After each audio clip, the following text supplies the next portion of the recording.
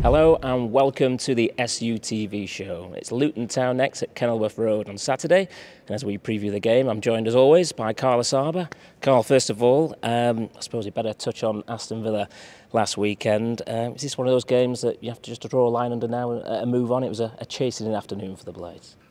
Yeah, I think there will have been harsh words spoken, honest words spoken in the dressing room. Anyone who was at the ground or anyone saw it just wasn't a performance that merited the Premier League. You know, I think we haven't seen that since the manager's taken over, and of course it's not something that the players, the manager or anyone will want to see replicated week in, week out, and I'm not expecting it to. But yeah, it was a tough performance against a very, very good team. Let's not forget that. They are doing incredibly well this season, but I do believe we could have acquitted ourselves better, but you know, everyone involved will know that, and they'll be out there. They're consummate professionals. They'll not be happy with what happened, and they want to improve. So I'm expecting, you know, a lot of changes in application and performance. It's done now, of course. It's in the past. United have had a full week on the training ground to try and put it right. Is that important? Sometimes players want a game straight away, but how would you sort of look at it if you were playing there? Yeah, I think it was one of those performances where you need. I think it will have hurt the boys confidence-wise as well, because we've seen great patterns of play and great tactical shape and everything going since the manager's taken over, and I just don't think that performance didn't match anything that we've seen. So I think getting onto the training field, we know they work hard, they're working their socks off, they're trying to bridge the gap from Championship to Premiership, and the only way by doing that is working hard. And we've seen so far the boys have taken on what the manager and his coaching staff have wanted from them so well in all the matches up until this point. So I think it's a good chance for them all to, because they're not going to be happy with that. They want to improve, and they'll be looking to the manager and the coaching staff for help as well and direction. And I think it's a good thing that we've had a week to work on things. The team performance aside, how much benefit will Mason Holgate get from getting some minutes under his belt? Well, of course, getting minutes under his belt will be massive to getting up to speed with the Premiership. It was a hard one to work on the relationships because it was such a tricky game. But he's been out there, he's involved now, and he'll be wanting to push on and establishing himself that, you know, this is why they've signed me, this is what I'm going to bring to the team, and work with his teammates, because you need a relationship and an understanding to perform, and this week's training will help him to bond with players and understand what he offers them and what he can gain from the others. We've seen Chris play a back four, a back three. You look at Mason Holgate and his attributes, you would suggest that he would fit in nicely to that kind of environment in both senses. Yeah, in both senses, the manager's identified him. He's been, I think the club have wanted him for a long time because he has the attributes for the way we want to play. And yeah,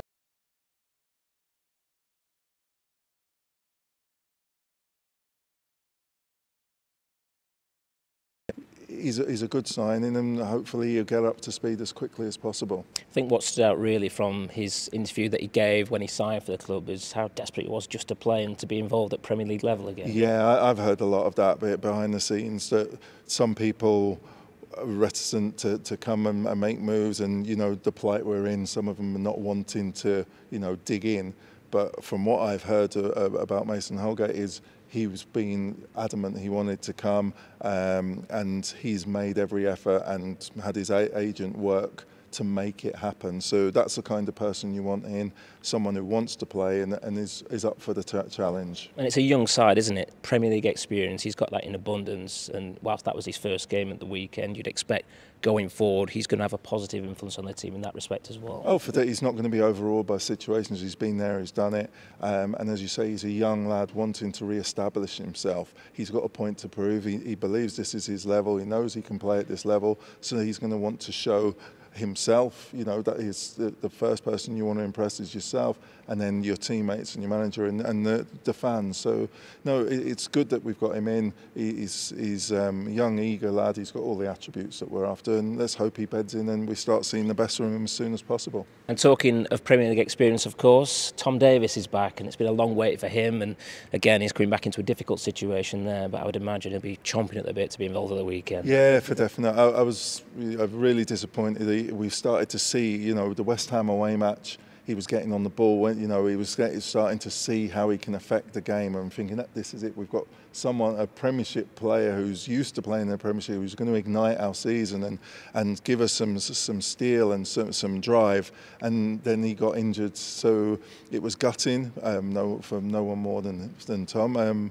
But yeah, he looks like he's worked hard. He looks in good physical shape, and getting him in amongst the boys and around the starting team as well is going to be massive, because we need the competition in midfield. We need some more steel in there, and another body who's played so much in the Premiership, still with a point to prove, can only add to the group. And we've kind of been here before, haven't we, with Tom, because he was injured at the start of the season. He came back in, he had a couple of cameo roles, then he got injured again, so these next couple of weeks are going to be very important for him, aren't they? Yeah, and when you join the club, being injured is the last place you want to be. You know, you can deal with playing bad. Even if you're in the team and you're playing bad, you can work your way through. If you come and you get injured, you feel awkward because you've not shown the people around you what you're about, and you're in the canteen and you're just working, but you want to be on the pitch. So, you know, I'm hoping he goes the rest of the season injury-free, and he can, you know, acquit himself and show what a big player he can be for us. And while we're on the subject of midfielders, one midfielder has departed, a long-serving midfielder, John Fleck, and I know you want to add your sentiments to what a wonderful Sheffield United career that he's had. Well, yeah, I think, you know, a lot of players get lauded when they've been at a club and they leave, but this player has been instrumental in one of the most successful, exciting Sheffield United teams. He's come through. It's not like he just played at the top level. He's come through the levels, playing wonderfully well, integral player, and performed with massive performances in massive games. You know, so many important goals, such a dynamic role down the left. He's part of one of the best left-handed sides we've had at the club with Ender, O'Connell and Flecky. What a triangle that was, and I wish him all the best, because he is a genuine Blades legend. And you know, I think the last season and a half, people were forgetting about the good times and what he did provide the club, but now I think everyone will look back and just understand and wish him the best. Lots of John Fleck highlights. Give us your favourite. I mean, there's two that stand out really right at the top. But well, as an Arsenal fan, the one that sticks out is the goal at I wasn't going to mention that one. No, but no, it's because he was a great player. He did so well, and when he's breaking through, you know, my heart's sinking. But no, wonderful. Memory. Another memory is when he came to view my house and didn't buy it, and the dog went for one of his kids. So yeah, great highlights.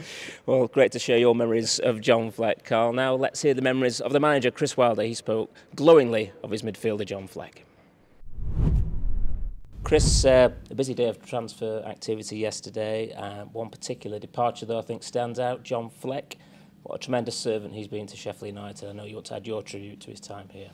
Yeah, I think it's important that we all recognise sort of the contribution that John has made over the past seven or 8 years. You know, as what happens at a football club, players come and players go, but there's always some that make an incredible mark on their time, and John's certainly one of those players, and it was important. Yeah, and it was. You know, I had a conversation with John yesterday afternoon and said that, you know, a club had come in for him, and obviously his contract was up, and you know, so you know, maybe we're looking a little bit more longer term in terms of the future of the football club, and players like Andre Bucks coming through, and you know, I wanted to make sure that it was right for John as well. So the decision and the opportunity for John to carry on playing a very high standard was one that he couldn't afford to turn down, and yeah, you know, well, I think I went to bed and woke up about 12:30, 1 o'clock, and saw that it had gone through, a little bit mixed emotions really, but as I said, because of the incredible contribution he's made. He's quite an understated individual, isn't he? He's never one to caught the limelight, but such a crucial figure in this club's modern history. Yeah, I mean, you know, from a manager's point of view, and people go on, you know, a manager's dream. He was a fabulous player to work with, understated, gave his opinion, trained absolutely full tilt every day, day in, day out, gave everything out on the pitch, was selfless in his play, extremely talented. You know, I think everybody knows the backstory to how we got him and coming on a free and the song that the supporters made up regarding him as well, and just his overall contribution right the way through. And I think it gives you an incredible amount of pride when you see the likes of a player of John and his characteristics, his personality, his drive come through from, you know, playing in League One and being on that initial journey right the way through to regaining Premier League status for the football club with the promotion last year. And it's you know, he's got a hell of a lot to look back on with enormous amount of pride in how he's gone about his business, as well as his fantastic performances. I'm delighted to say we're now joined by the Blades midfielder Ollie Arblaster. Ollie, first of all, welcome back to Shirecliffe. You've been out on loan at Port Vale, of course. Just give us an update on the injury, because it was quite frequent, wasn't it? Which is where you ended your spell at Vale Park. Just tell us a little bit about it. Yeah, I had a freakish injury. Played against Middlesbrough in the Carabao Cup, and yeah, it was a bit of a freakish one. Me and my own teammate kind of went for the same ball, and yeah, his studs kind of caught me on the knee, and it was just like a big gash that needed stitching up and stuff. And yeah, no, it feels like it's been quite a long process getting it back moving and stuff, but now I'm feeling a lot better and getting there fitness wise. And light at the end of the tunnel then, because I know you would have perhaps liked to have played a little bit more down there. The injury sort of ended that, but you're back here, your rehab's coming along nicely, isn't it? Yeah, no, I absolutely loved it there, and my time was brilliant. The staff and the players, I really got along with everyone there, and I really had a good connection with the fans, and yeah, I couldn't have really asked for much more for my first professional loan out there. So, but yeah, I'm back, hopefully playing for Sheffield United, and yeah, my fitness, and I've been out on the grass over a week now, so I'm getting there, and I feel like I'm back and I'm ready to help the lads. You've had a little taste of it, haven't you, first team wise, but just give us a flavour of how much you've developed by playing week in, week out in a very competitive division in League One. Yeah, it's a very tough league. Obviously, being a Sheffield United fan, we know it were 6 years getting out of League One, and it's so tough, just physically, mentally, Saturday, Tuesday games. And in a league like that, it's anyone can beat anyone really. And to be fair, I took a lot from my experience out there, and I feel like it's definitely benefited my game on the pitch and also as a person off the pitch. And hopefully I can bring that back to Sheffield United, and it'll help me hopefully going forward. And how much did Port Vale suit you as a player? Because it's always been known as a big pitch, hasn't it, Vale Park, and you like to get on the ball and play, of course. So did that suit you again quite nicely? Yeah, it were. I don't think I played on a bigger pitch, to be honest. But yeah, someone like me, I wanted to get on the ball, and yeah, it was good for when we were playing possession football, and it really helped me link up and play some good passes. And yeah, it was a big pitch to adapt to at first, but I enjoyed it. And having been to Port Vale myself a few times, they come across as a group of fans that really get behind their team, but they're also not scared to let you know if it's not going well as well. So I'd imagine as a young player that's good, isn't it? Good for your development to have that. Yeah, to be fair, the first game we played against Barnsley, and it's fair to say it wasn't our best day, and rightly the fans straight off the start of the season were really annoyed. And yeah, you get told about it, and you see it and you read it, and it's normal. It's all parts of football, really. But when when you're putting performances together, and all they can really ask is for you give 100% for the shirt, and that's what I try to go and do. And thankfully, me and the fans have had a good connection. And I mean, you spoke about that Barnes game, quite a chastening defeat, wasn't it? But that perhaps, I think you were on the bench that day, that perhaps opened the door a little bit for you to get into the side. And once you got into the side, you really took your opportunity, it seems. Yeah, it was a real eye-opener, sat there on the bench. I think I came on it, I think we were 6-0 down. And yeah, it was a real eye-opener to this is what can happen in the men's game. And we was in the game, and I thought we was doing well first half, and then all of a sudden you find yourself 5-6 down, and yeah, it's not a good place, and it feels like a long afternoon. But experiences like that are really going to help me going forward, I feel now. And to get that connection with the Vale fans, which you did get, I mean, I know you got some fan mail today from Port Vale supporters. How good would that be now to sort of get that with Sheffield United fans? I know you've got a long way to go, but obviously Chris has seen something in you, and there's potentially opportunities for you before the end of the season. Yeah, no, obviously I want to have that connection with the Sheffield United fans. Obviously, being a Sheffield United fan myself, I know what the fans want and how the fans view it, and hopefully I give 100%, and I won't leave anything out there. And I'll leave everything out there for the badge, and hopefully my quality will come through, and we have very good memories. Tell us about life as a Sheffield United supporter, because we've got a unique situation at the moment where we've got a number of players coming through, Sheffield lads, Sheffield United fans, a couple have left of course, and Kyron and Tyler Smith, but coming through the ranks with players of your age who are all Blades, that must be quite unique for you. Yeah, no, it's good, but to be fair, when I joined at under-8s or whenever it was, obviously I'm a Sheffield United fan, but you never really think, I'm going to go on and get into the first team with these other people who are also Sheffield United fans. But I'd like to see with Andre, and me and him have been playing with each other since we were in the under-9s, and we've come through all the way together. And yeah, it's special when you can see that, and having been here with him 8-9 years, to be in and around the first team together, it really does make you feel quite proud about it. You had a season ticket, didn't you, with Andre at one point? Yeah, no, I was sat on the cop, and yeah, it was really good. I enjoyed going home and away, and to be fair, I still do go to away games when obviously I can.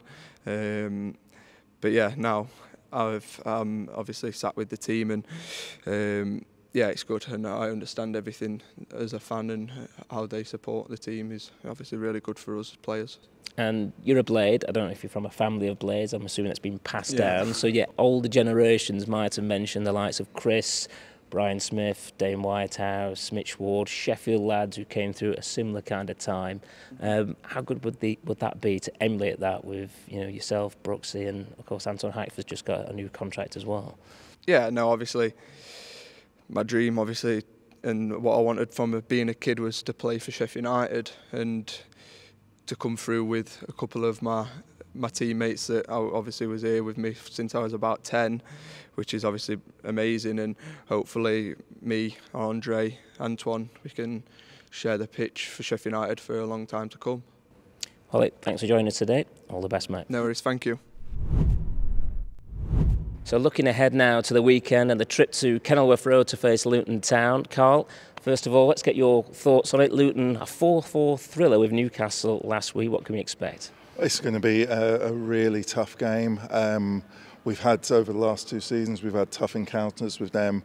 Last season, I thought it was our away match there when Ollie McBurney scored. I thought it was a turning point in the boys' psychology, because it was always a place where we were physically, they tried to dominate you physically, and we were a technically better team, but we stood up to what they threw at us last time, and I thought it was a key point in the season last year.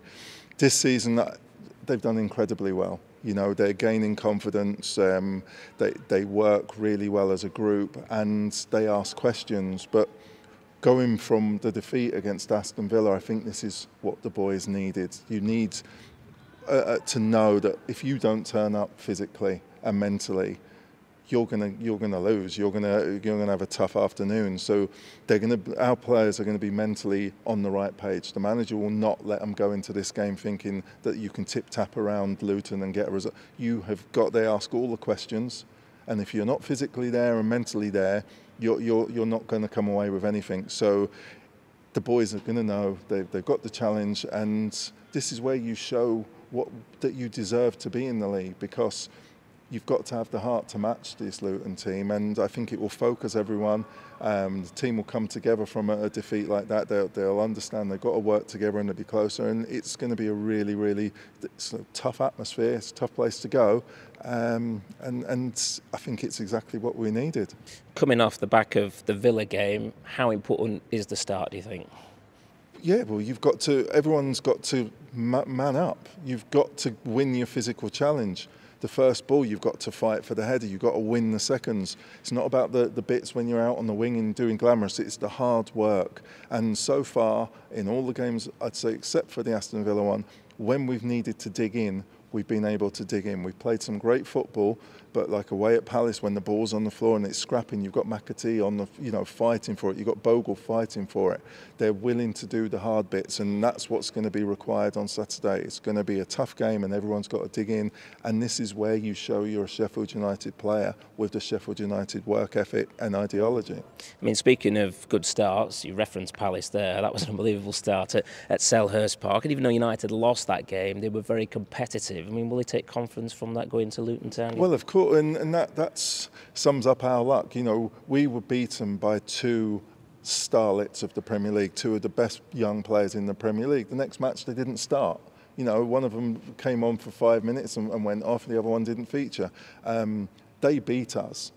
The performance against Crystal Palace was a really good performance. We were up against two of the best players first half, and they caused us a lot of problems. But the manager and the players, they changed things. And second half, we changed formation. Palace was stifled, and then a wonder goal out of nothing from Elise was the difference. But you've got to take heart, because Luton are a good team, but they've got no Elise, they've got no Eze. They're about heart and work rate, commitment. They've got good players, but not of the level. So you've got to know that you've done performances that so far. I thought we looked like we didn't believe in ourselves a little bit against Aston Villa. You've got to, because we've seen the performances. Us fans watching know that you've got it in you. You've got to believe in yourselves again and put in the work, because you've got a chance. You're not here not by merit. You deserve to be here. Now show it. It's a great opportunity for them, because I think everyone's going to be back in Luton. So you're going in there as a Sheffield United underdog. It's a great chance to show what you're about. I mean, generally, Luton over the last few years, they've kind of been the underdog in nearly every game. Perhaps now the roles have reversed for this fixture. That might help Sheffield United a little bit. Yeah, I hope so. I hope they go in there complacent, thinking that, we're soft, we're this, we're that. But you can't really worry too much about it. If they come out and play it the best they can, you've got to come out and play the best, we can. So it's just going to be a tough fixture, but this is the Premier League. There's no easy match. This is what everyone's worked for to get to this level. You've seen some stuff recently about the state of Sheffield football. We're in the Premier League now. 2 years ago, how can Sheffield football be in a better state then, just because you're winning in a lower division? These boys have worked their socks off. The club has made steps to make itself a better club. Now we're just trying to stay in the very top division. So Sheffield football's in a good state. It's tough, but you're being in a tough position in the top league in Europe.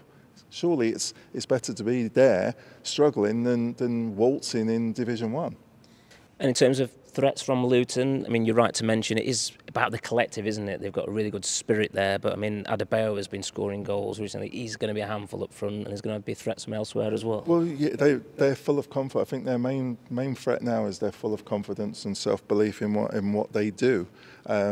They play fast-flowing, attacking football, very determined, and they react really well. If the ball bounces, they're on it. They're not just looking for the perfect setup. They'll play scruffy football well, and they're a good team. They've got some good players in there. The strikers are a real handful. Our defence, the defence has been much maligned this season. This is their chance to stand up and draw a line under things and say, this is us now. Because if they're not at the races against these attackers, it's going to be a long afternoon. So I'm excited to see how our boys deal with it mentally, because the manager and this coaching staff will have them riled up. It's referenced a lot, isn't it, how difficult it is to go to Kenilworth Road, and it is a difficult place to go, but United have got reasonably good recent history there. You mentioned the game last season where they fought back from being 1-0 behind, and a lot of those players are still involved now, of course. Yeah, and it was incredible scenes, you know, the scenes with McBurney's score, you know, Asaba doing his normal scream on the radio because it was such an amazing release. But yeah, we've seen the scenes. We know that, and it wasn't easy. You know, the boys know if you work hard, you can get your rewards, and it's worth it. So it's a tough place to go. It's not, you know, 50,000 glamorous stadium. It's a place where you go and you earn your corn and you prove I'm a professional, because the atmosphere is, they're on top of you, they're hostile, and the players don't give you a moment's rest. So it's I would love to play in this. It's a real fighters match where you show your heart and your spirit. I was just going to say that. I don't know what you were like as a player when you went to Kenilworth Road, but I would imagine a lot of players, probably the vast majority, wouldn't mind that siege mentality. It's kind of like, come on, we'll go there and we'll show them. Yeah, I played there live on Sky, a tough match, and yeah, it's where you show your spirit, and a lot of scouts go to this sort of match because they don't just want to see players playing in the easy match, the easy atmosphere where it's straightforward. This is intense, and you learn a lot about a person in this sort of match. So it's really wonderful for our boys to try and restore a bit of faith from the fans that, look, we've got the character to stand up to a tough team. Thanks, Carl. Good to see you. Thanks for joining us here on the SUTV show. We'll be back next week when we preview Sheffield United's Premier League clash against Brighton and Hove Albion.